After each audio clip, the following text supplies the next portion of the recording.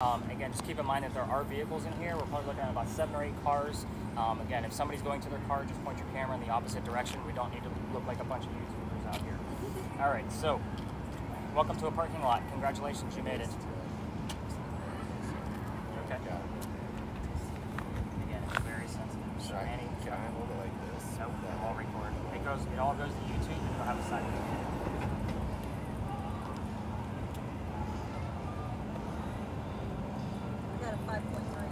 Oh, I got to write down your other numbers too. So that's your new baseline, just so you know. So nothing more than 5. Sorry if I can fail you. 11.6, 42.9. Gosh, I'm bouncing all over the place. She is. So, last location was 4.4. 24.7. 24.7. I did remember that. But thank you. No, I just got that again. Oh. All right, everybody watch the car because they do fly in here. All right, the other one was 42. You had a 5 point something. Yeah. So it was 5.3. Then you had an 11. Just be mindful. All right, so I'm going to be working on his camera while I kind of give you the reason why we're here. So, you're okay. Happens all the time. So, let's see if we can work it. The parking lot used to be relevant to the history of Charleston. So we are in the Eliza and Charles Pinckney mansion site. So their mansion sat in the front of this space where that SUV and white car are parked, where he just flew in here. And then Eliza's garden was lined up with Five Church Restaurant over there and came all the way across, and we are standing in the servant and slave quarters for the home. So first off, all you communication device people, so that would be Linda and the 2 spirit boxes. I'm not going to be giving you questions here like what color is George Washington's white horse, like what we did over there with the big red barn. You're going to get the answers from your spirit boxes. So with that said, I don't know why this thing is just not coming.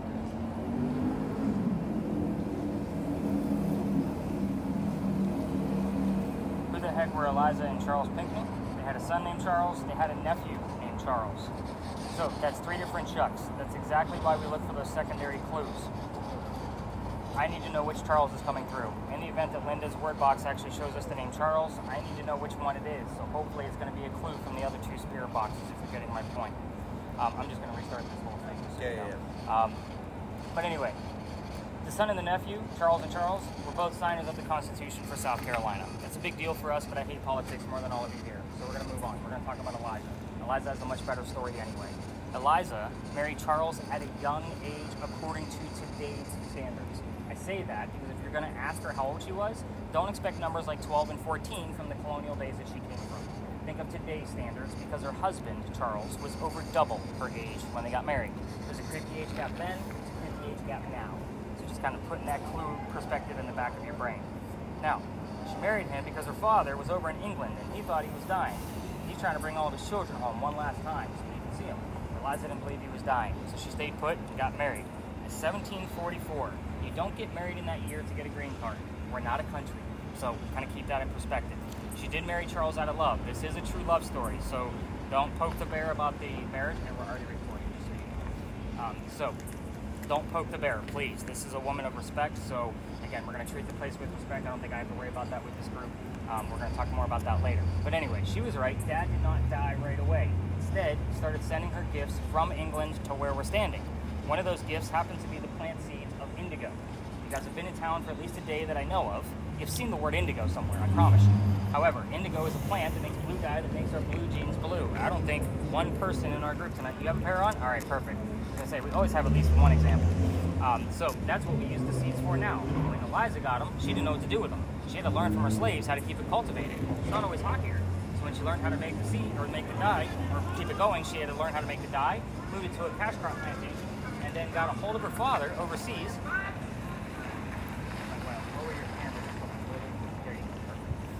So got a hold of her dad and said the rice plantations were going down in price, that they were going to make a killing with the indigo. And we now have an international businesswoman during colonial times. This is something absolutely unheard of. So that's the boring business stuff of Eliza. We're going to get into the weird shit because that's why you guys are all here. So with each communication device, I'm going to kind of give you a set of focus questions or a focus area. The only thing I'm going to ask, so Tony, if you can turn it off for just a second, because I'm going to give you a set of questions. What I will ask from everybody is please do not ask questions about the children. There are 4 children. I will cover them before we leave the space, just so you know what I'm looking for when I'm going through your data. But we're very close to a very tragic date of the family, and if we kind of bring that up, it might end all activity, including the EMF readings that we're already getting. So we're going to start with your communication device. Eliza was the second wife named Eliza from Charles back to back. Kind of a jerk move. So the first wife dies in January, so be mindful of somebody walking by, you don't want to film them.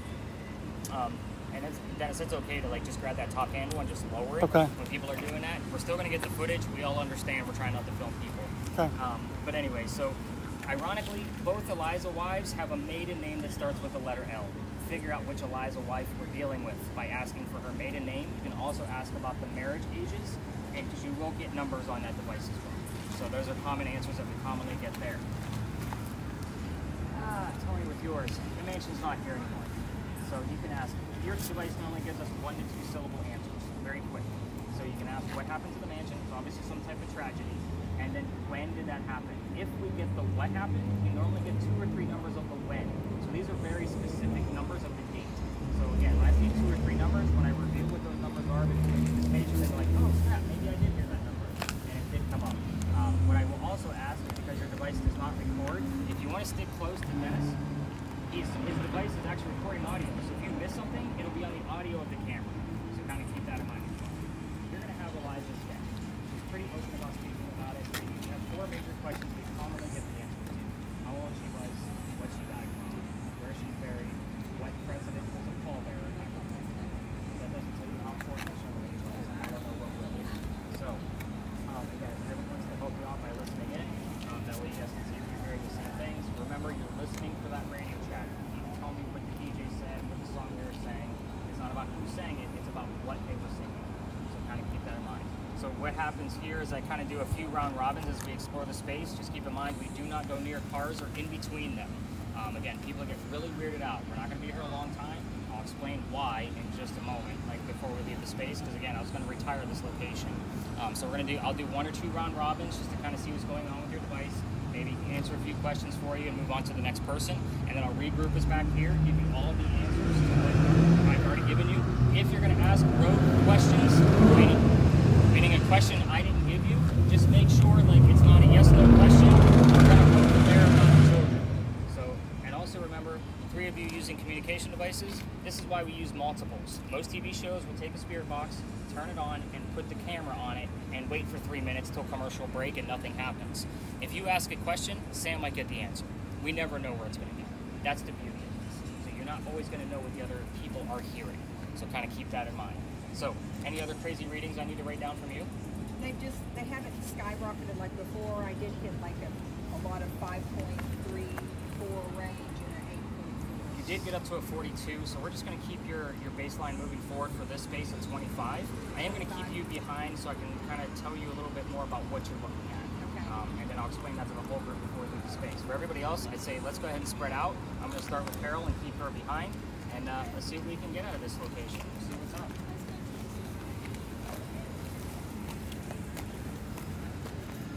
That was Linda.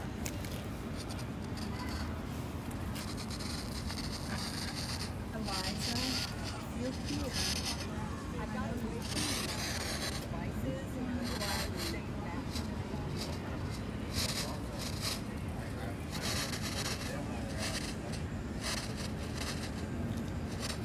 What happened to the mansion?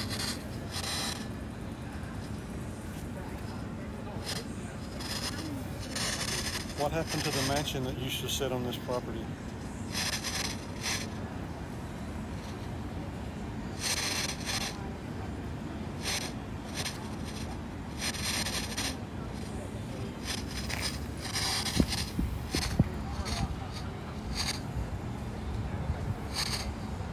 What year did something happen to the mansion?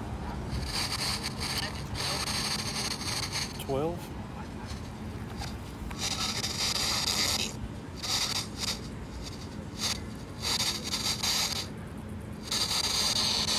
We can hear you trying to come through. What happened to the mansion that sat on the property?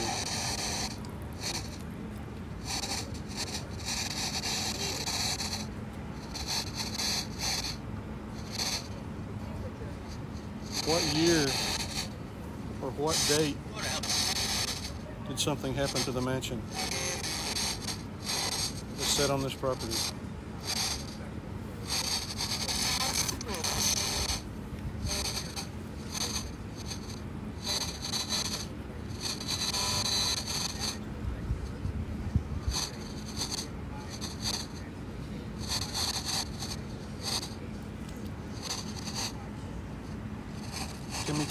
Can you tell me your name?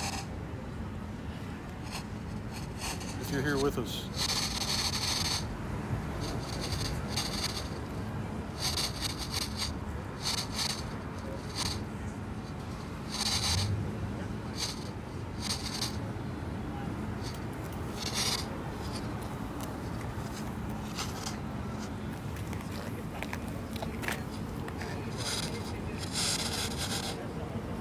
Can you tell me what happened to the mansion?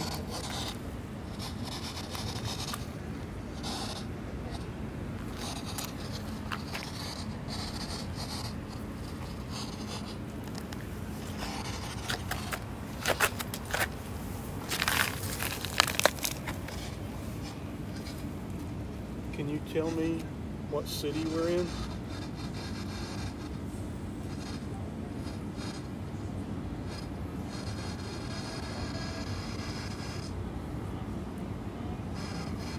Say one of our names. Alright, so you guys are getting the gist. Have you heard anything yet? I got a 12 is the only thing What was it? 12. Did you ask what happened to the mansion? Yes. Oh, and then I asked if something happened to the mansion. When? It happened in December. You have one out of the 3 numbers. Alright. So, anything with foliage for you? No, Not your friend.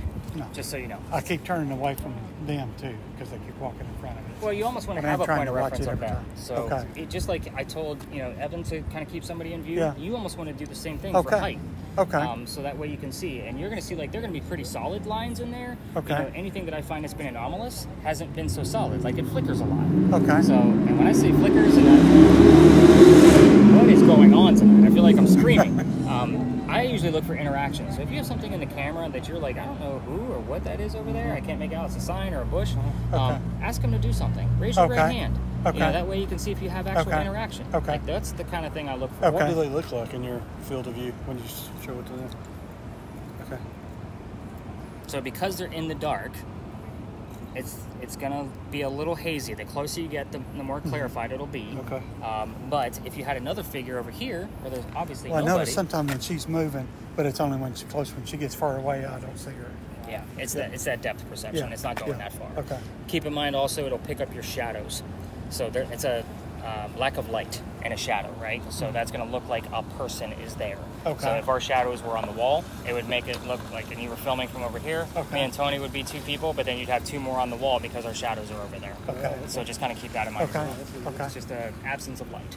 So Okay. kind of keep in mind. With the depth perception camera, it kind of throws like a spray of dots out, and anything, it's almost like that hand thing, like that little pin and needle thing. It's the same type of principle. So Okay. whatever makes it stand out a little bit closer, that's what it's going to put the figure on. Okay. That's why I say like the bushes and whatnot, I hate them. They're always in my way because there's always going to be leaves in front of another leaf, which makes it look like a bunch of gobbledygook, and you're trying to figure out what the hell it is, and it's really nothing. Okay. So anything away from foliage, trees, you got it. Okay. So, All right. Good deal. all right.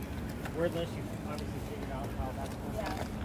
Well, I asked a lot of questions. The first one I asked was, can you tell me which the library was?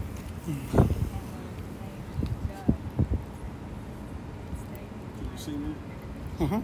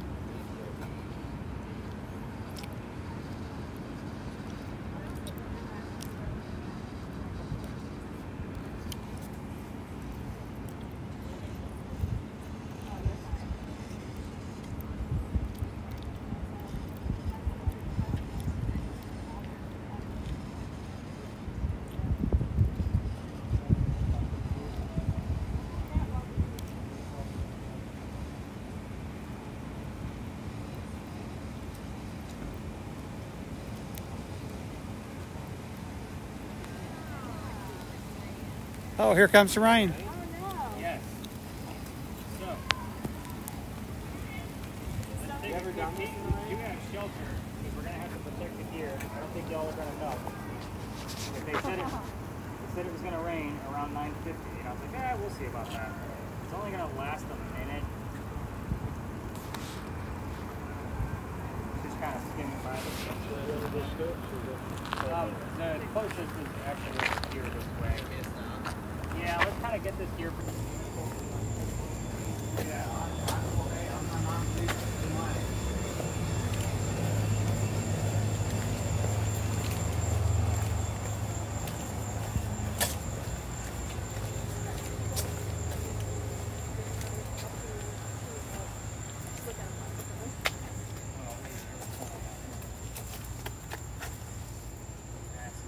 Definitely want to get a good shot. I'll be honest with you, like when I'm watching that video in this alley, I'm only looking right down the middle because the foliage along the sides is going to throw it off a lot. So if it's on the side, I just kind of discount it automatically.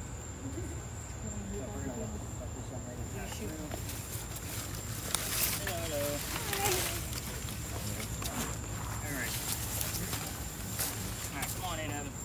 So the tourist may start to come down here. I know he's like always trying to separate himself. Well, so, I just want to get good film for everybody. I feel like I've got a job to do here. so when other tourists start to come through here, they're normally going to come in the same way we did, or they're going to be coming out of that ivy wall. There's an entrance right there next to the trash cans, right before it. So when that happens, we just kind of split the seas and we let them pass through, and I will stop talking so they can pass through, just so you guys have that thought and make that thought. So tell me what you guys heard along the way. So what did you hear? Flags. Flags. And you heard the word husband, right? Did you get any words, Linda? Innocent. Innocent. What you gotta do to leave the fire. Oh yeah, I got fire. Did you get fire? Leaving the parking lot. Yeah, I got Imagine that. I had to look. It's not significant or anything. Yeah. Fire, Lord, innocent, request, and twice. Those are the words I got. What was that other one you got? Did we get a double dose of innocent? I Did got two people pick up innocent? No, we got the word twice on there though. So Charles was married twice, and he was also twice her age. So I don't know how and which way it's going to be relevant. I got pick me, but again, that might have been me just thinking about your story. Could be. Could be. But flags was definite. Yeah, flags was there. Like it's very significant to see what else pops up around that to see how significant it actually might be. Because again, with your device, most things are going to be significant in some way, shape, or form. Okay. So I dive into every single one. All right. So where's that group going? Why are they lumping down the end? Not supposed to be down there. Anyway, welcome to Philadelphia Alley. This used to be called Dueler's Alley. So we all tell the same story down here. This is literally a staple for every ghost tour in town. We all come down here. This is the one I'm taking out this year, and I'm going to be putting in a murder mystery that's never been solved in next year's route. So again, I change this up every year. I know you guys watch a lot of that true crime, so I thought I'd mention it. We might need to come back. So hopefully I find evidence and solve the damn mystery, right? That'd be fantastic. So just keep in mind, everyone, these folks come through, like you're just going to kind of fall in line and not film anybody. So here's how the story goes. Again, I'm going to give you a little bit more detail because we're ghost hunting. Just keep in mind, by the way, you didn't hear anything else besides husband? Just a song. No. Okay, just want to make sure. So, which way are these folks going? I'll let them pass through real quick. How you doing? Good, good.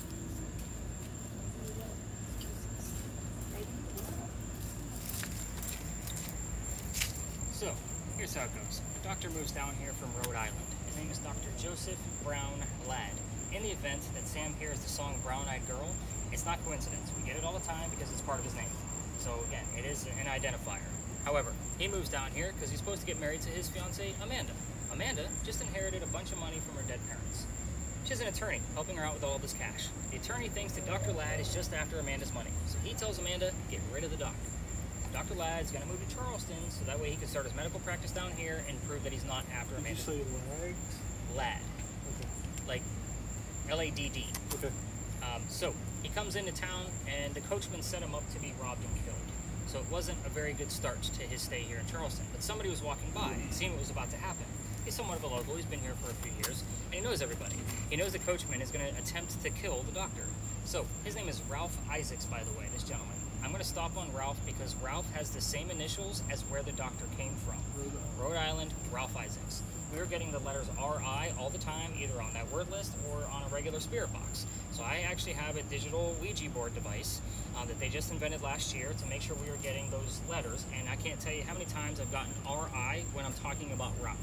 So it is his initials, and remember that R and I are not next to each other in the alphabet. So it did move from one letter to the next. Back to Ralph. He tells the doctor, dude, you don't want to stay here. I know this guy. He's going to try to kill you. Come with me to 59 Church Street. You can rent a room, be safe, and good to go. The doctor took him up on the offer. They became friends. The longer the doctor stays here, the more money he's making. He's proving his point that he's not after Amanda's money, and she gets wind of this. She's moving down so they can get married. Dr. Ladd's a pretty happy guy because he now knows his fiance's coming down. He becomes known as the Whistling Doctor. It's the 1700s. Men whistled all the time back then. Every haunted city you're ever going to visit in the future has a cliched whistling ghost. I'm just going to point that out there right now. We're going to talk about the whistles later on. Back to Ralph and Dr. Ladd. They go see plays together. They can't sit next to each other because the doctor makes more money. That's the hierarchy of Charleston. He gets better seats than everybody else. They go see Richard III one night, and they're walking home talking about the new actress that was here in town. The doctor thought she was great. Ralph did not. I know you have the word actress in your word list, but it was from a long time ago. So I pay attention to those things as well. So they're arguing over this actress. The doctor thought she was great. Ralph didn't. Then it turns into Ralph insulting the doctor's fiance back home in Rhode Island. Gets pretty ugly. They go their separate ways. I told you Ralph has friends around town. He goes to the newspaper, puts an ad in the paper telling the whole city of Charleston what he thinks of the doctor. Kind of a, you're a disgrace to society kind of mentality. The doctor saw the ad, but rebutted with, let's go to Dueler's Alley. We're going to settle this, and somebody's going to die. So they came down, they took their 10 paces, they turned. The doctor put his gun in the air, and he shot his one shot. He didn't want to kill his friend. He just needed the courage to show up to the fight. That's often what happened at a duel. Ralph has his one bullet. He puts it in the kneecap on the doctor. The doctor doesn't die, but he falls to the ground, where his friends picked him up, took him home to 59 Church Street, where he dies 10 days later after refusing medical treatment on November 2nd of 1786. You had a strange look on your face, like, why would he refuse medical treatment? He's a doctor, and it's 1786. Gunshot wounds are a lot different. He probably just tried to bleed out the lead poisoning himself. So he failed, obviously, because he died. So every ghost story will tell you this is how quiet it is all the time, which it is. Even on a busy Saturday afternoon, this is what you hear. Like, it's very quiet down here to listen for the whistles. Luckily for us, we have 3 devices working for us that are going to hopefully capture whistles for us if it's going to be there. 2 cameras have audio, my voice recorder. The cool thing is we're also using spirit boxes. Sam's device is recording. We also may get the word whistle on here and then the word doctor on her spirit box. We see this kind of thing all the time. Not to mention, singular whistles from songs or commercials will show up, and then the word doctor will show up shortly thereafter. We get it all the time. The number 59 shows up all the time because of the doctor's address. Again, this is a weird space. We get a lot of things that come out of this. Now, I will tell you that if you're going to try this on your own and go all the way through this alley, turn on your voice recorders on from your phone and see if you can get any whistles in the background after you listen to it later. I can't take you all the way down there because I've actually been kicked out of here. If you go through here, just keep in mind every local knows the story. So anybody walking up and down Cumberland Street or Queen Street is going to throw a whistle down the alley. We all do it. So I do it every single morning. We passed my garage because my office is this way, my garage is that way. I have to pass the alley in the morning once I'm done with your guys' data. So I always throw a whistle down here. Here's how I got kicked out of here. That's the fun part of the story. So this alley didn't go all the way through the way we came in. There was a wall halfway between us and Cumberland Street. The reason why is because this is where they kept the livestock for the city of Charleston. It used to be called Cow Alley.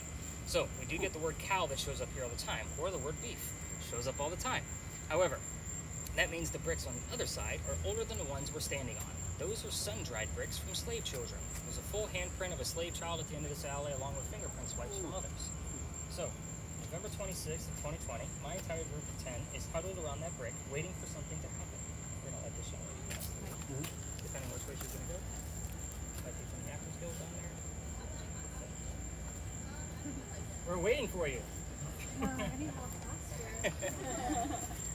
So they're all huddled around and I'm trying to shoo them along because I know nothing's going to happen. That's the last place you're going to find that kid. I treat that brick the same way I do a grave. You're not going to find him hovering around that brick with his own handprint in it. He's probably back home with his mama somewhere, right?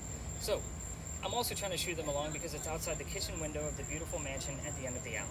I'm just trying to be at a happy spot, right? They don't want to be where they Exactly, and there could be a bad emotion attachment as well, but again, I just don't think that that's where you're going to find him. Yeah, that's a good theory. I didn't mean to interrupt, but No, you're that's a fine, good because if theory. the kid actually grew up to be an adult, that's the last thing he's going to want to remember. So, but again, the new owner of the mansion came out screaming. My daughter, it was Thanksgiving. I don't tour on Thanksgiving because I worked in retail management for over 20 years, mainly for Walmart. Y'all understand now why I don't work on Thanksgiving. So, somebody here work for Walmart? I see finger pointing. He used to work for retail. Okay. A long time ago, yeah. So, the next day was November 28th of 2020. So, oh, you got somebody else popping through? Oh, looks like you're wrapping up your night. I am. How are you? I'm good. How about you? You're a little cooler tonight. Oh, thank God, I know. So I called my partner the next morning and I kind of told him what happened, and he laughed at me too, the same way my daughter did. And he's like, "You're not allowed to go down that far. You're only allowed to go down halfway or reroute the group. It's considered residential past the halfway point. We're not allowed down there because people live there." So I decided to stay clear of the whole debacle. I'm going to reroute the group. So I told my team, I don't believe in the next story. I've never had anything happen. We're going to see what goes on. And I'm a vampire guy, not a pirate person. Obviously, we're going to be discussing pirates next, in case you haven't caught on to that. But before we left, somebody heard the name Anne come out of a spirit box. I did not tell them which pirate we were going to be investigating. The famous female pirate, Anne Bonny. So I was kind of like, oh, maybe we were going to have something going on. We get over there, somebody else. I told them, by the way, was very little about piracy, because I did not know much about pirates back then. So the other person on the spirit box, here's the number 300. I don't know what it means. I write it down. I'm doing the research the next day for them. Turns out we were there on November 28th of 2020. Anne Bonny's trial for piracy, November 28th of 1720. The exact 300th anniversary of her pirate trial. So you guys are doing the oh wows. I was pissed off. Here's why. Again, master's degree in creative writing. I hate to keep boasting about that, but I still need facts and data, especially for what we're doing out here. Pirate stories come from pirate lore, things that were written 100 years after the fact of when they happened. Do you know how many damn books I had to read to make sure everything we're going to be discussing is at least remotely accurate? To make sure we're going to have real data coming through? It took a lot of time to get me to the point where we're at now, where I feel confident telling you about pirates and Anne Bonny's life. So, it is a hit or miss location. Anne is said to be seen all over town. We'll explain why once we get over there, but also remember we may get things from this location as well. That's the bleed over. We're literally going to be on the other side of this courtyard. Speaking of the courtyard, there's a reason why I stopped at the gate. Remember that this will also show you how I kind of piece things together, and Evan might even actually appreciate this too. I told you that the alley didn't go all the way through this way, right? Because there was a wall there. In the event there was a loser to a duel, this was the shortcut to get over to the cemetery on the other side of the wall. Otherwise, they'd have to go all the way down to Queen Street and double back in order to drop the dead body off at the cemetery. So I call this the Death Gate. The wrought iron probably was put there in the early 1900s, but you can definitely see that the archway is part of the original wall. So again, it's a very little interesting piece of history around Charleston that not many people actually know about, believe it or not. I've never heard that on another tour. I stumbled upon it somewhere, and I was like, that's the coolest damn thing I think I've ever heard. I'm going to tell that every damn night now. And again, that was 4 years ago when I first started doing this, and I still, to this day, I've yet to find that website where I actually discovered that piece of information about this particular little So archway. that's where the dead bodies from the duel. Right, they would carry them over this way, and obviously the courtyard, you know, a shortcut to get to the cemetery. So, little interesting piece. There's also said she played Anne Bonny, the lady that wrote through it? she may have gone through here. I mean, again, same time period. So, and Anne was said to even come back here after her pirate trial. So we're going to talk about that too. So it's a good possibility that she's walked on these bricks at one point. It is also said that Andrew Jackson had a duel down here, but I've yet to find any actual evidence of that or any proof, I should say. So again, it's a weird. One of my locals told me that one night, and I'm like, really? I was like, can you send me a link or something that kind of verifies that? And I even went through like our dueling experts books, because we have a dueling expert here in town. And I went through his books that he's written in his website, and I've yet to find anything about Andrew Jackson. We'll check it next time. Yeah. I'm sure. Yeah, We live close. All right. So are we ready to go talk about some rated R pirates? Get through the Death Gate? No, we can't go through there. It's locked down. So the most active I've ever seen in Fort Wayne, Indiana. There was a house that owned Mr. Run, and it had the cellars. Oh yeah, you had a geek over that, dude. It was That was wild. pretty cool. They That was probably like the spookiest went thing up that's ever happened. this guy. Went on the guy. Everyone was Like Blanchett. yes. We all screamed and just ran. It was the craziest shit I've ever seen. So she wanted to see like what this Ouija board device and how it actually works. So I just figured I would show it to everybody. So basically what it does is it works off of EMF. So the same device that you're holding, Carol, I have it set right now. That's what this red light means down here, to have any EMF detection of a fluctuation based on the sensitivity of how far away from a normal ambient EMF would be for that space. Anytime that there's a fluctuation, there's a cursor moving over the alphabet. Yep. So it'll stop that cursor and put that letter to the bottom row. So I know I call this the digital Ouija board because it's the same type of principle. However, it is working off of EMF. The other two functions here, one of them is temperature deviation. So if there's a temperature, rise or fall, it'll give us another, and it'll tell you how it came about. This last one is for tap. I don't always use that outdoors because we're walking around with it. Our footsteps are going to make it go off. So I use EMF only when we're outdoors, and depending on the location of, hey, we don't get a whole lot of EMF here, I'm going to crank it all the way up to be sensitive, but we will get interference on this guy as well. So we've already gotten some. So PW, I don't know that those initials mean anything to anywhere with the characters that I'm about to tell you about. So nothing really rings a bell with PW. So it does give you a lot of interference. Have I seen full words being spelled out that are relevant to the space? Yes, I have seen that. Do we get initials? Yes. RI shows up on, this is the one I was telling you about with Ralph Isaacs. It's really cool. It's just like we're teaching the ghost how to use it. It's usually one of the last devices I bring out. What it cost? I think they're charging $250 on these. So that's again, and I've already had somebody break the dial, so I added a green one. So they lost the red one they came with, and we couldn't find it, so I just put a green one on there. But again, very cool device, and it does take like a tripod, so you can put it on tap on a tripod and see if they'll come by and actually tap it. Just to kind of give you the demo for the tap. It'll actually say tap underneath, just like that. I mean, I'm just standing here. So they basically want you to teach the ghost to come over and touch the device. So again, I'm having a hard enough time with like, hey, you can just come by me when you want the letters to start to show up. So I've told you about Charles Coatsworth Pinckney. I've had the word coat, C-O-A-T, spelled out on this device twice, weeks apart, at the Pinckney Mansion site, but it was spelled differently, phonetically the same. So it was C-O-A-T, like we wear a coat, but his name is Coatsworth. Is he the one that was injured in the... No, he's the signer of the Constitution, the son. So he's C-O-T-E-S Worth. So it's just definitely spelled differently, but phonetically sounds the same. So that's why I was excited when it came up a second time, because the first time I was like, it's kind of a stretch, it's spelled differently. It's kind of the same way we talked about Joe. Right. But when I see it a second time, like something's going on there. Why am I getting, I mean, this thing does not give us spelled out words all the time. But really cool device. Oh, it also gives you other functions too, just so you guys know. It doesn't do just letters. It also gives you a happy song at the beginning, Dennis, so you have something a little jam to. But if you turn the dial a little bit, it will give you yes, no, which obviously I hate. I don't use that at all, so your YouTubers will normally go straight to the yes, no's. I like that. And then it'll give you numbers. If you turn it far enough, not too far, it'll give you numbers, but it doesn't save them to the bottom row, so you kind of have to keep track of what's coming up. So if you wanted the year 1744 to show up, because that's the year Eliza got married, you got to wait for the 1744 to show up. Last but not least, every 1700s ghost knows what an emoji is. So it's a joke. You guys are supposed to be laughing about that one. I think this is stupid. Why the hell would you put emojis on here when you're talking? Those are emojis? Emojis, yep. So it's Smiley like how do you feel? You know, that kind of thing. Like, you can't prove any of those things. So there's strictly letters and numbers. So love the device. Again, I think it's a fantastic idea, especially with the 3 different modes of how to get a response out of it. But the demographic changes with that emojis. That's what they're thinking. Yeah. Younger crowd. Yeah. But again, if I'm talking to somebody from the 1700s or 1800s, I know that there's more recent ghosts that may Or the 1980s. Right. They're not going to know anything either. No, we're not. So, All right. let's talk about why we're here.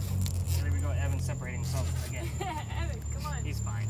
I'm just trying to make sure. I feel like I'm giving him a hard think he's time. He's helping us perfectly out. fine. And you don't know. There may be something working. that's what I'm Right. thinking. With all the Good job, believers in one Evan. spot, Yeah. I might come We need to taking get his his job number so we can seriously. apologize when he catches something. I know. Yeah. You got some good We words. have faith in you, Evan, even though you're What white. do we got on it? Give the last 3 or 4 terms. Oh wait, sorry.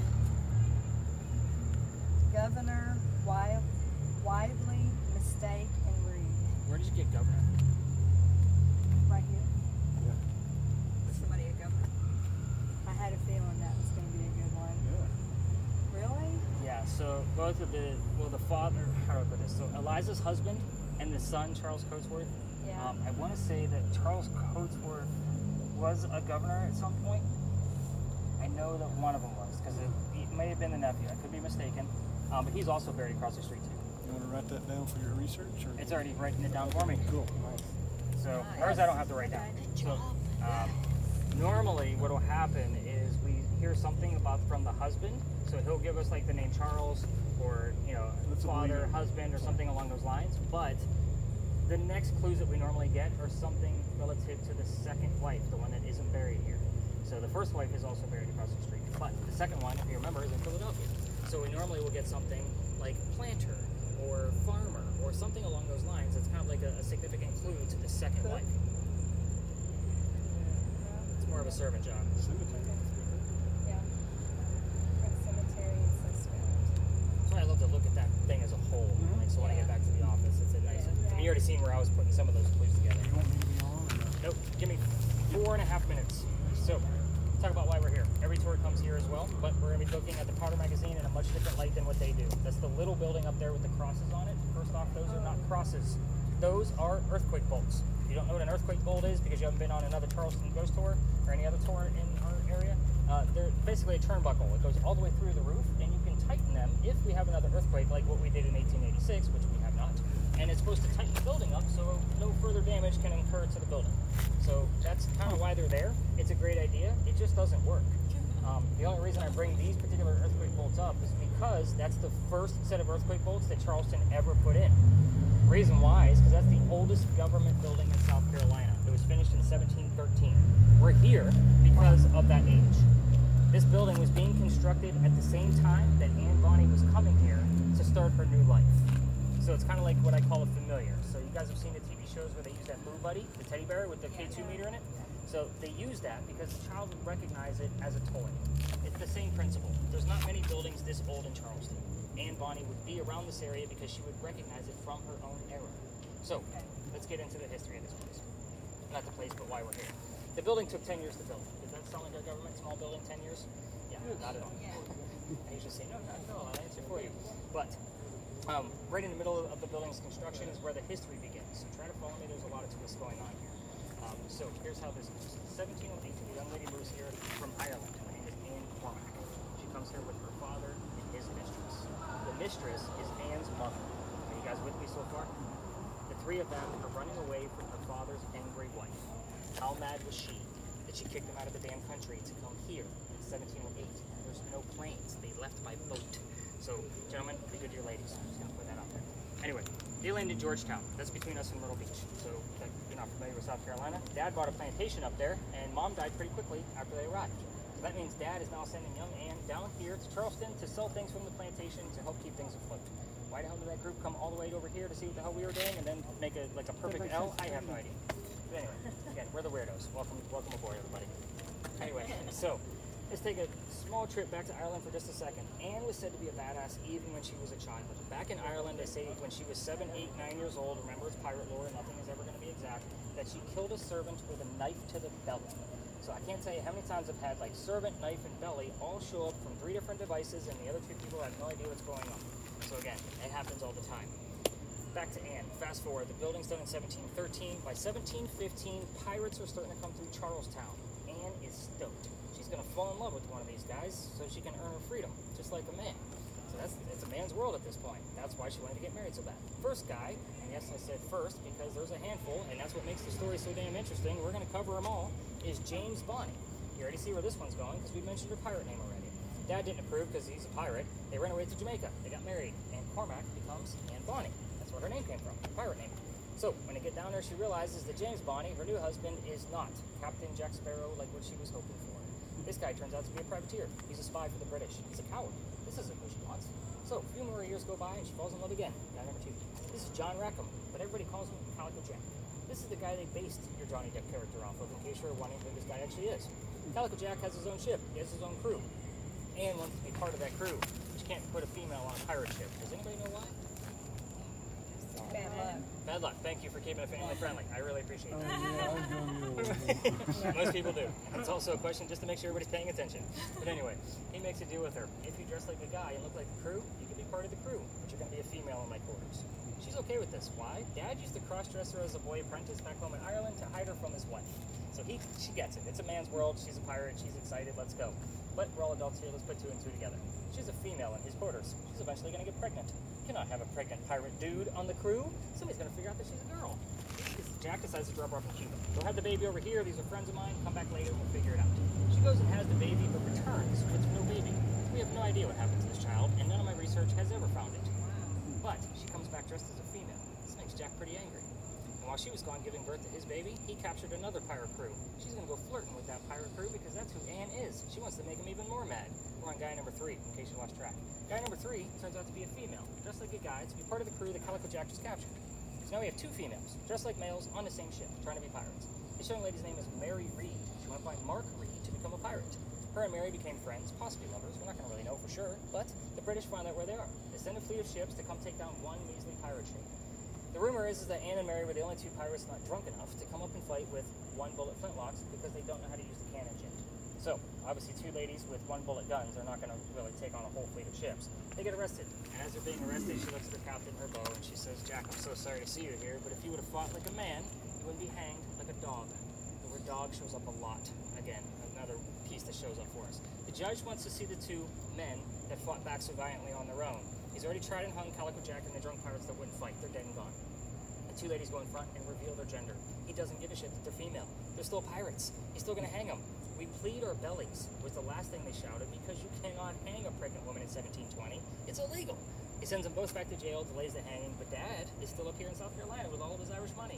He bails out Anne and brings her home. She remarries. That's husband number 2, but guy number 4, because we're going to count Mary. We don't really know. She has 4 kids, dies at the age of 84. Very abrupt ending because we don't know much about her after her pirate career. Now, as far as the rumors go, some say she stayed right here in South Carolina. Other rumors say she went up to Virginia. Obviously, but either way, she changed her name, so we have no idea where she's buried, where her grave is, nothing like that. Mary Reed dies 5 months later in that Jamaican jail from whatever pirates died from in a Jamaican jail. So use your imagination. It was in April of 1721. Most books will tell you that she died of something simple like fever. I say we're talking pirates, let's make it romantic, and call it scurvy. Why the hell not? So here's what I left out of the story. I'm not going to assign questions. You guys ask whatever you want to. This is not a prominent English woman where we have to tiptoe around and kind of, watch how we ask things. Again, she's a kick-ass female pirate. So here's what I left out. The names of the parents. That's the father and the mistress. So you can ask what their names are. Hopefully you'll get them. I left that out on purpose. The name of Calico Jack's ship. I did not tell you what that was either. The name of the city where Anne grew up in Ireland, and the color of her hair. So 4 major questions. Everything else is fair game. You want to ask about something else? I can't always prove it, but if you get a direct answer, we might actually count it as evidence. Especially if it's something about that baby. I have no idea what happened to that child. I've researched it to kingdom come and cannot find an answer. So take it for what it's worth. Any crazy words that I need to know about before we spread out? Rubber, catch, phone, objective, tile, and wall. A whole lot of nothing. Readings for you, Carol. Do not get excited up in those 2 corners up that way. There's 2 electrical poles. Parking meters on the other side of the bushes. I normally get excited about anything basically behind that second tree back towards where we are now. Okay. So if you get any readings back here, I'll be excited. And that's the I don't 2.5. have a baseline, 2.5? 2.5. Okay. And again, that 2.6, well, that's where I'm excited. If this is not the Pinckney Mansion. If she's here, we may get some 7, 8, 9s. So again, we'll see what's going on between what Sam is hearing and what Tony's hearing and see what we can get out of the space. We're going to end there on the other side of that van. There's a brick wall up there. So I'll do kind of like 1 or 2 round robins, kind of see what's going on. Evan, your camera likes to act up in here when there's a lot of activity. You'll see kind of like the old white snow static like you would see on an old tube TV. We've seen that before in the past at this location. And again, Dennis, I'm already sure you figured out the ivy wall is not your friend. So Right. point your camera everywhere else, but besides this damn ivy wall, because it'll look like somebody's sitting up there when it's really that tree. So let's spread out. You guys know what to do. Let's do this. Get yourself unmuted there, Tony.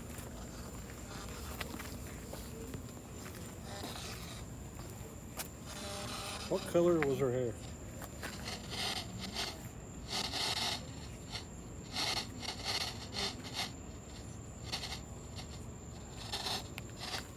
What was the name of the mistress?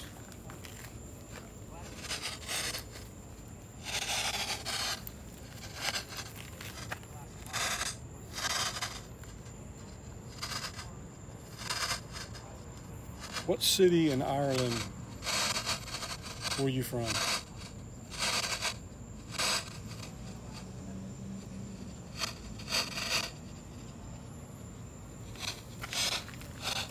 What was the name of the boat?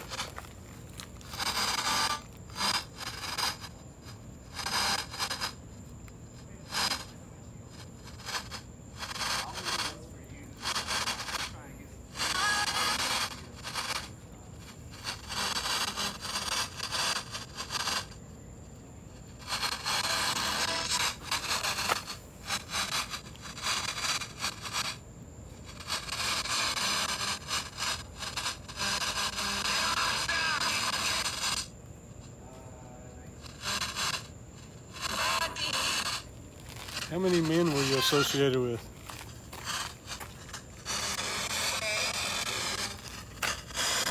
That was a female voice, but I don't know what it said.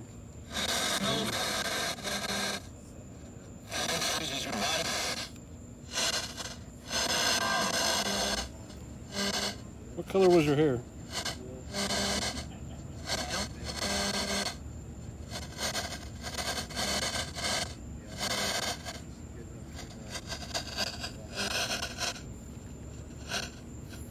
What was the name of the pirate again? No, the lady. Anne Bonny. Can you tell me what color your hair is? We can't see you. Can you tell us what color your hair is?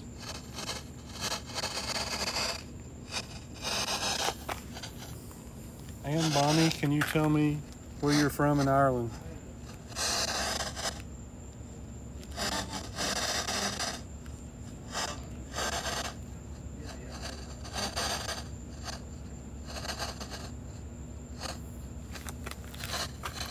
Anne Bonny, can you tell me the name of the ship you were arrested on?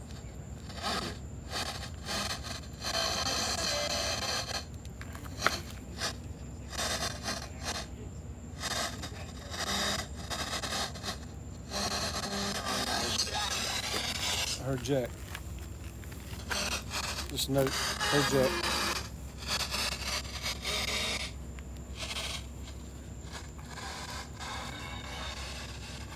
We'll walk over to that battery or the earthquake house. Maybe this is closer over here.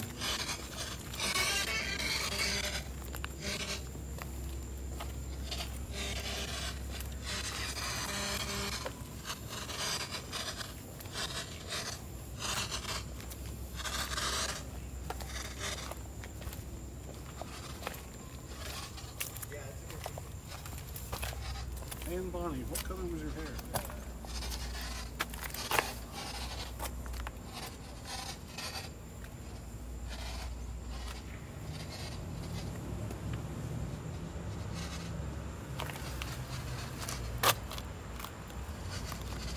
What was the name of the ship you were arrested on?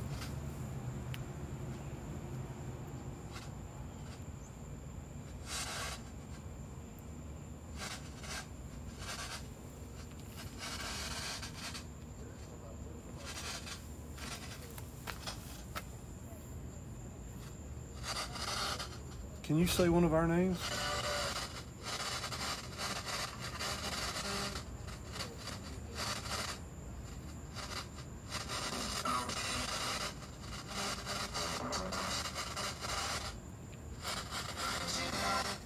What was the name of the pirate ship?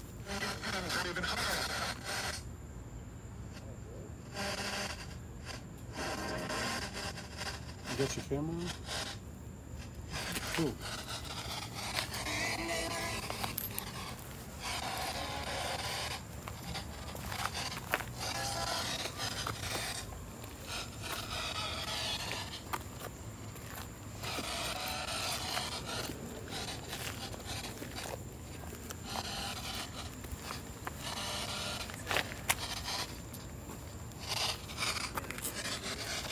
What city in Ireland were you born?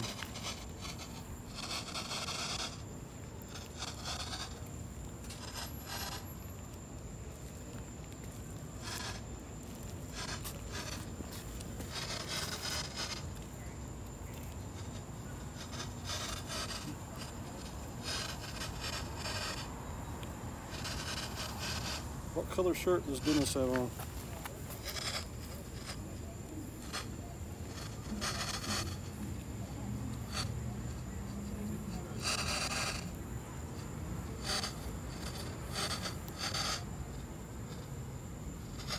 What's your father's name?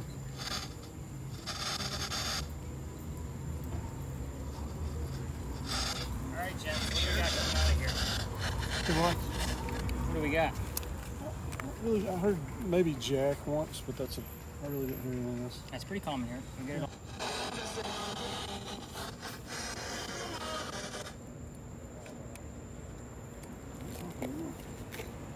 Again, this is a 50-50 shot. Yeah, Right here. yeah, I'm interested. So much Is that crying? Crying? Crying. And I actually got a picture of the little ghost. Jack.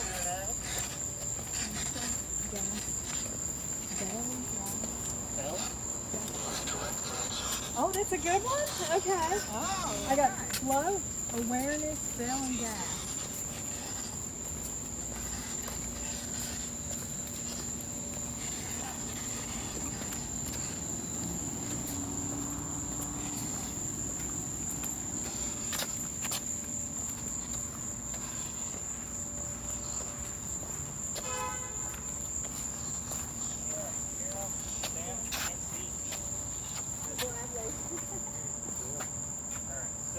Couple of things. First off, I guess, Evan, okay if I blindfold the way for you? Yep. You're on to it.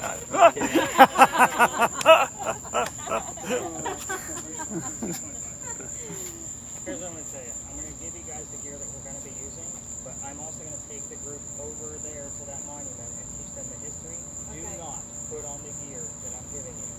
If I'm blindfolding women in the middle of a dark park in the middle of the night and another tour comes in here, it's going to be like, oh shit, what the hell is Nick doing now? When we come back, like we're even going to stay pretty tightly circled around you. So obviously Dennis is going to be dead center so we can get the filming. So Evan's going to want to probably film with his own phone too. That's perfectly fine. But at the same time, like we're going to stay pretty close just to make sure nobody's really like, what's going on over there? That kind of mentality. So blindfold first. This is disposable. I do not want your eye boogers back. If you can't figure it out, I will help you when I get back over here. I love the cemetery take home stuff. That's right. Eye boogers and earwax. That sounds great. This is cool. This is sweet. Is that a live oak? Is it like Sliding my phone into this, so I think that's that big tree we're gonna go see. It's like double this size. Yeah. headphones.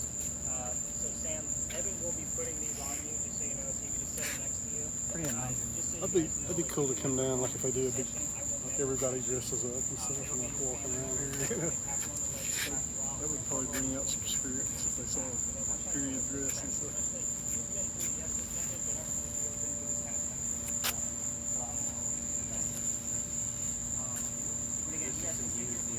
State's history then? Well, I guess he's going to tell us a little bit. We're gonna know the answer, so we know what she is. All right, everybody, let's learn from history. Let's do this. And he's like, damn it, he didn't pick me. Oh, I'm okay. I'm good. I like this little spirit box. I was the one who did it. Carol said that. Okay. I'm good. So, just so you know, the first time I came in here, by the way, this is going to be very quick. I didn't know what to expect. I mean, look around, guys. There's a lot of monuments in here. Every ghost tour comes in here. After Halloween of every year is when I start looking into that next story. Like, what am I going to change up? So, it was cold November. Everybody canceled besides one couple. So, I had a spirit box running. I was using the digital word list that Linda has, and I think we were running the thermal. But anyway, we walked in here, and the young lady using the spirit box that Sam has, here's the name Henry, and the year 1828. I get the name Tim on my word list. This is a bust of Henry Timrod, born in 1828. Oh, well, holy shit, there's my ghost. Check that out. So, I was able to verify the Henry and the 1828, like when we got the recording back, so I was like, alright, super rad, this is who I'm going to go with. So, a couple of things you need to know about him. He's a writer, and obviously being born in 1828, he wants to go fight for the Civil War, right? For the Confederate side. He's from Charleston. He's sick through most of his life, though. So when he gets out to the battlefield, his comrades tell him, "You're too sick to fight, brother. Go home, be the voice of the war. Start writing about what's going on out here. Tell the folks out in America what's going on." So he comes home and starts writing poetry about what's going on in the battlefield. He becomes known as the Laureate of the Confederacy. Pretty prestigious title for us writers. So a couple of years go by, he has a son. son's name is Willie. He was born on Christmas Eve, and he dies 9 months later. So pretty tragic death, right? Him and his wife Katie are mourning like crazy, and Henry's not writing as much as what he's supposed to. His college friend, another writer, Paul Hayne Hamilton, another famous poet from Charleston, sees that he's not writing as much because he publishes it. He works for a newspaper. So he says, dude, you're not writing as much as you're supposed to. Go out to my cottage in Columbia. You can finish working on the piece you're supposed to out there and leave Katie behind to mourn with her parents. So he goes out there and he wrote his last words. His last words were, beholder of brief mortality. And then he coughs, and it lands on the page in a bloodstain. By the way, beholder of brief mortality means person with a short life. He coughs, lands on the page, and he dies right there. Now, he had tuberculosis. That's the first thing you need to know. That's what made him sick for most of his life. That bloodstain looks like a man writing at his desk. We call this the blood book here in Charleston. Have he wrote about having tuberculosis? He did not. He did not know. He knew he was sick, but he didn't know what it was. Now, with that blood stain, they only show it one day a year because his collection is at the Charleston Library Society. You got the paper. Oh yeah, I'm going to show you. So, they only show it on Halloween. You have to be a member of that society to be able to go see it in real life. But the internet's beautiful, guys. I'm going to show you what the page looks like, and then we're going to go talk to Sam as if she's Henry Timrod, and hopefully Carol is going to be seeing images relative to what I just told you. Oh, okay. What year did that take place? That was 1865. In case it pops up, right? And then Henry died in 1867, just 2 years later. Okay. This is your blood book. Ugh. Beholder of brief mortality, cough, cough, death. Bloodstain looks like a man writing at his desk. Oh, it does. That's Oh, creepy. yeah, I see. You see it now? Because Yeah. I'm right there at kind of a weird angle. So, Wow. again, kind of a good creepy story for us to end on. So when I'm giving them their tips and tricks, try to pay attention because you guys are going to kind of need to know how this goes and why I'm asking the types of questions that I'm asking. We're also going to stay pretty huddled tight, just like this, like I mentioned earlier. This will be a 10-minute session only. Even after I tell them to take off their gear, they're going to stay put for another minute or two just to make sure their orientation can get back to normal. We probably need to try to suppress any. Yeah. Wow. Yeah. We tend to do that a lot. That's okay. They're not going to hear you anyway. You think so? Okay. Yeah, Sam's going to have that spirit box on. Oh, So how she's is she gonna have gonna be able to hear? headphones on. Yeah. Right, she's going to have the earbuds and the headphones over top, so she's not going to be able to hear anything. Now, Carol will be able to hear us, no problem, but she's not going to know why these questions are relevant. I don't know who the hell Eric is. His son. Is he alive? Yeah. Okay. I figured since you were laughing, like, I didn't want to bring up a It sad said moment. survive Eric. Interesting. I don't know if Willie had a middle name. Which I know that. There's the reason why I'm excited about the word dog. I always use it in real time. Like, hey Henry, what sound are we hearing? And it always shows up somewhere. Either they say it, shows up there, or it Showed shows up up. here. Yep, it always shows up. Yeah. I would say at least once a week it shows up. Like that's pretty good odds. So Bell showed up? yeah. Yeah, it showed up when we walked through there. Okay, let's go talk to some dead people. Wow. And Beard just showed up.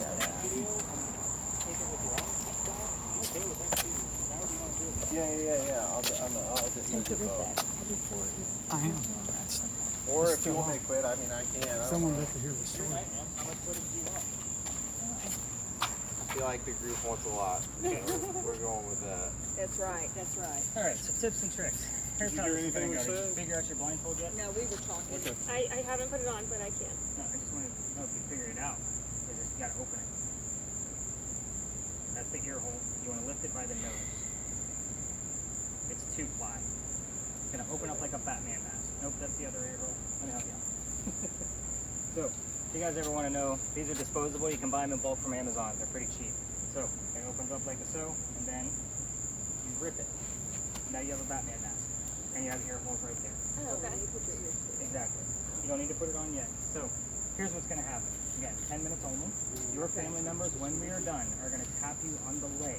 So, I will have them tap you on the leg when we're done. That means you take off your own gear. In the event that something goes awry, 3.5. particularly with Sam, 4.5? 3.5. I'll take a 3.5. Particularly with Sam, if she starts to hyperventilate or anything like that, we will tap you out early. So, Evan, just be kind of at the ready for that. I love how he's testing everything. You will literally, Sam, be telling us everything you're hearing, including yes/no answers. You don't know what I'm asking. I might ask our ghost if I'm wearing a gray shirt. I'm expecting a yes.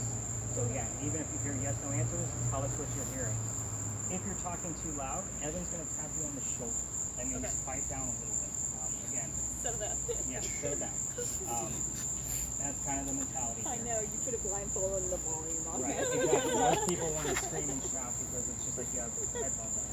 Also, speaking of volume, once you get everything on and you have a comfortable volume with your spirit box, set it to your side. You're not going to be touching your spirit box. We want to make sure you're not messing with the volume to hear what I'm asking. Cheating, basically. Oh, I'm not sure. I get teenagers that do it all the time. But again, I'm not blaming you for it, but we want to know.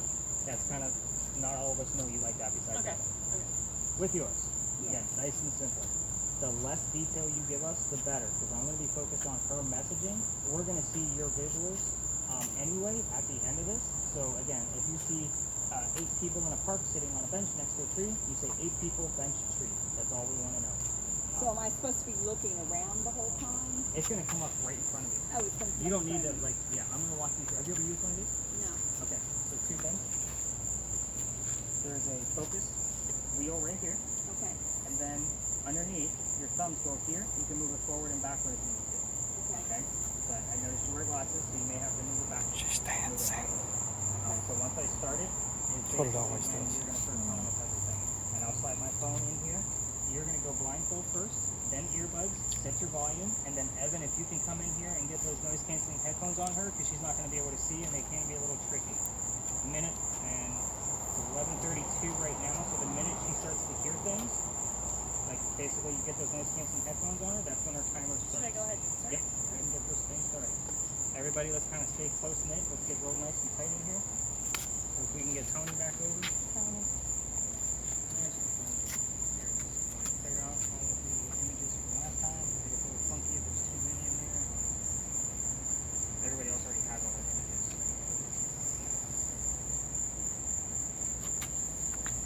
Alright, so your head is like the mouse of a computer.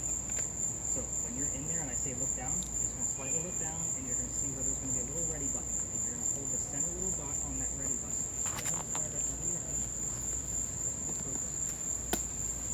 Okay, everything's been sanitized, no worries there. We need to be perfect just so you can see. Okay, can you see everything in there? It's sideways. The right, the writing. So it's starting to come down. Okay. Alright, so just below that, if you look down just a hair, you should see a little circle that says red. Okay, she should be good. Go ahead and put those noise-canceling headphones on her. Alright, you ready, Dave? She can't hear you. Okay, I see the check mark. What do I do? Just hold your center dot right there. You'll see the circle fill up. What center dot? The center of your screen should have a little tiny dot. With the check mark? Yep.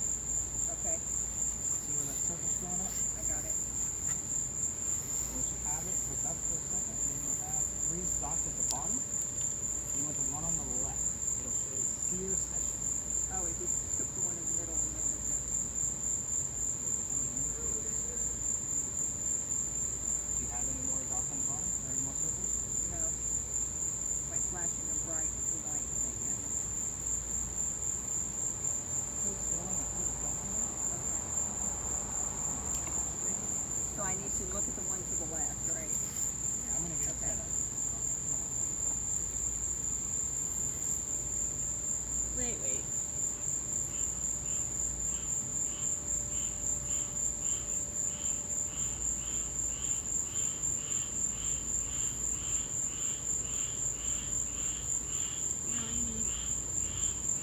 Am I screaming? No. Just don't hear Henry me. Kimrock, can you push through and tell us what your occupation is, please? This is Sam. She can hear you. Can you tell us what your occupation is?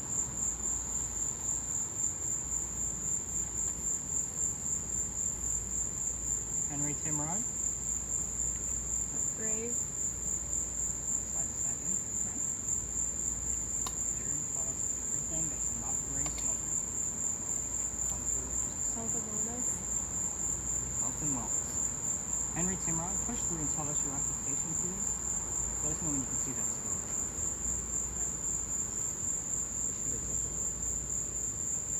You can see it.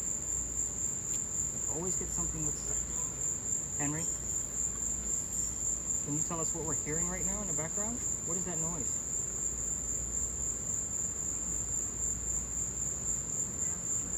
You got smoke? Good. Sit down and wait. See if any images pop up. Henry, I need you to push through. Tell us your occupation, please.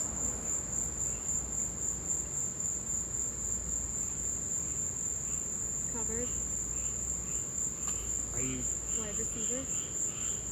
telling us that her eyes are covered? That's a yes no question.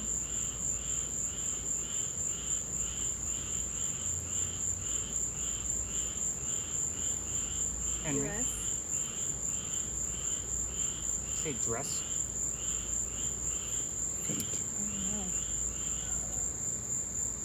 Henry, let's dive right in.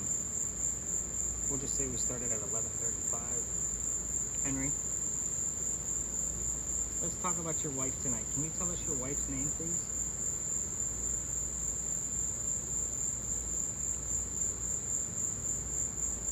Let's get some proof that you're here.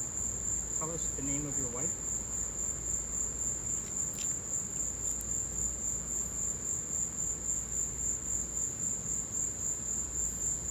Along with you.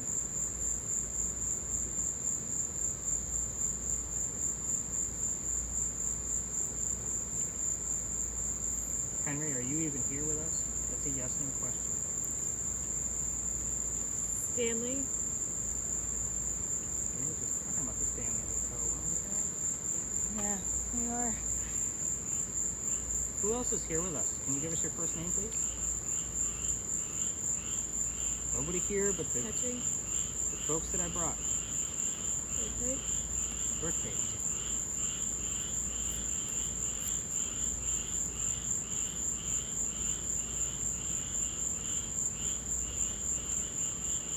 Trade.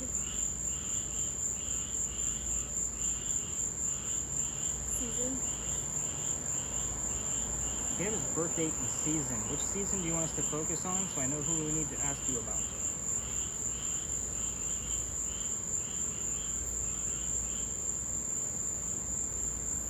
$50.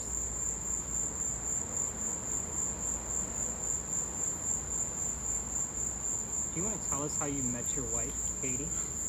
How did you meet her? Questions. Yeah, lots of questions. How did you meet your wife? He was her school teacher, by the way, in case anybody was wondering. How did you meet your wife?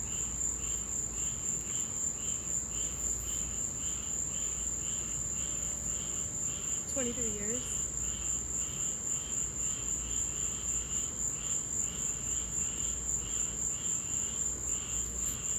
Henry, what does 23 years mean? Is that 23 years between you? Was it 18? Whatever. He was born in 1828. He was older. Right now. Henry, give us some specific details. Cry. Difficult. Henry, this is always Closing. difficult. You gotta give us specific details Interpret. about what you want us to know. I was asking about your wife. God. Right. I almost feel like she's squinting underneath that blindfold. Does anybody else notice? Yeah. No images at all? Kelly.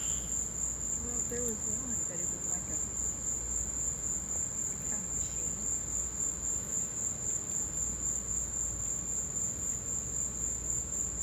Henry, we've asked a lot of questions already. You know how this works. We're only here for a short time. Give you a small window to give us some answers. Look alive. Alive. Let's go back to your occupation. 92%. Tell us your occupation. I need some proof that you're here or if you're somebody else that's prying into this session. Here.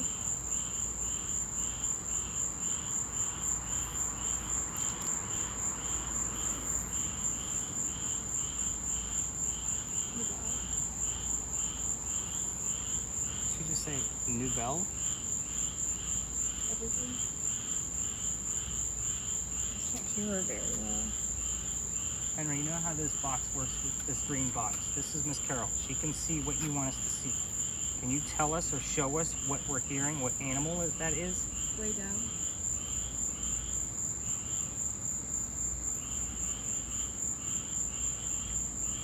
Henry, we're just looking for some actual proof and verification that you're here. Baby.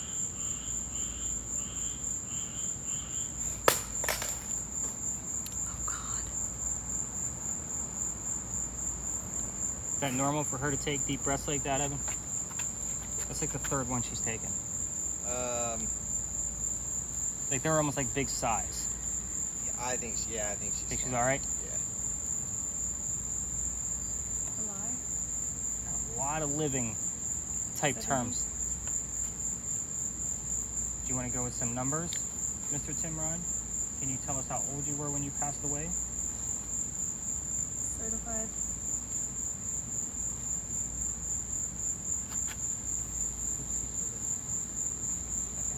Jones. No, I just wanted to know. Henry, Suffering. let's go into suffering. Let's talk about your college friend, the other poet. What was his name? The one where you used his cottage, where you wrote your last words. What was his name? It's a simple one-syllable name.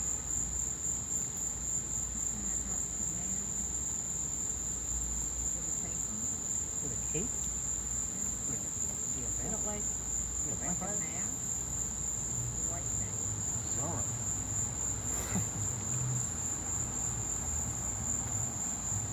Is it a cape like something they would wear in the 1800s to like an opera or a play? Yeah. Can we ask questions? Absolutely. What do you want to know? What's on the letter that you wrote your last words on? 99.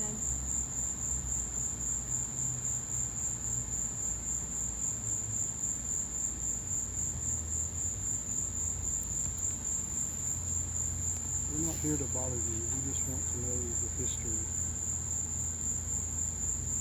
Can you say the name of someone in this group that's also a writer?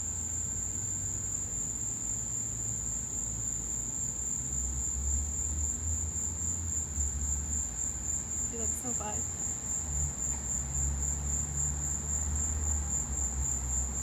Can't tell if she's gonna start laughing or crying under there. Mm-hmm. Seems like she's Joy. okay with me. What kind of house? Feels so good. A lot of houses here. Annabella? What sound did we just hear out of the church, Mr. Timrod? We're running out of time. Got about a minute and a half left. Specifically. Yeah, tell us what church it was if you want to go that route. I'll take the name of the church where the sound came. What church was that?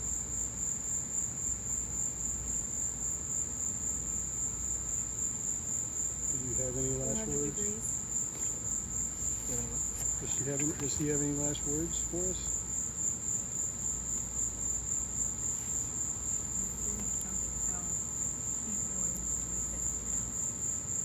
Ask the question, Carol, if you with that on. Human services. Human services. Oh, there are lots of living lives you had. Sure. Questions. Part of them now.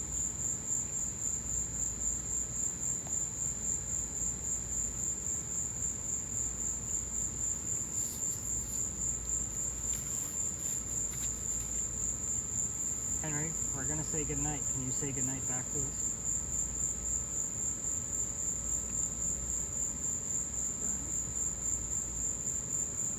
What do you need?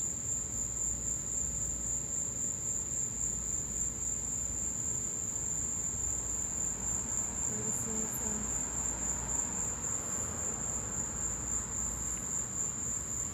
Henry, one last chance. Can you say goodnight to us? She's got that degrees One thing. person.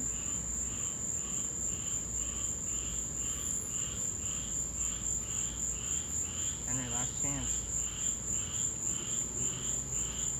Really push through.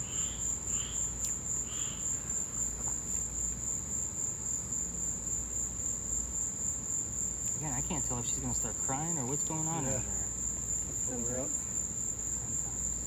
Healthy. She's really focused, I think. 13. 13.